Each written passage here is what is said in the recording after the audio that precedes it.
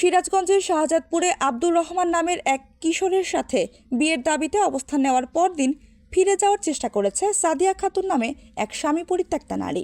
17 March সন্ধ্যায় ঘটনাটি ঘটেছে শাহজাদপুর পৌর শহরের দাবাড়িয়া গ্রামে। আব্দুর রহমান ওই গ্রামের আব্দুল কবিরের ছেলে।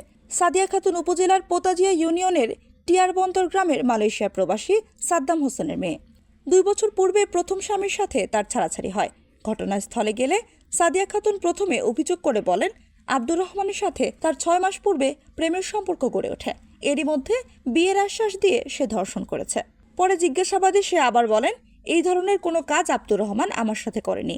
মানুষের কথায় প্রভাবিত হয়ে আমি বিয়ের দাবিতে এসেছিলাম। তবে এখন আমি ফিরে যেতে চাই।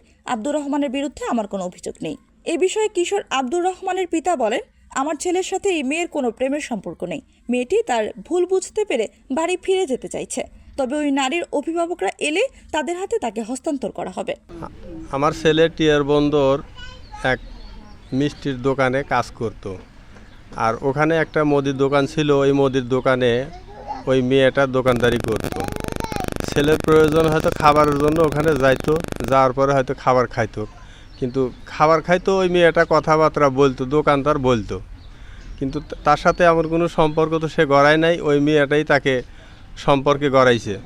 গড়াই নিয়ে এখন কোন মনোবাদী কারণে ওই মেয়েকে অন্য কোনো মনোবাদী কারণে এই ছেলের বাড়িতে ওই মেয়েটাকে উঠে দিয়ে দেয়। আমরা তো মুরব্বি, তারপরে আমরা কিছুই জানি না। এদিকে প্রতিবেশীরা জানান, আব্দুর রহমান ও তার পরিবারের কাছ থেকে মোটা অঙ্কের টাকা আদায় করার উদ্দেশ্যেই মেয়েটি এ বাড়িতে এসেছেন। এর পেছনে সংঘবদ্ধ চক্র থাকতে পারে বলে তারা ধারণা করছেন। আমরা গ্রামবাসী জানতে পারছি যে এই বাড়িতে একটা মেয়ে উঠে আসছে।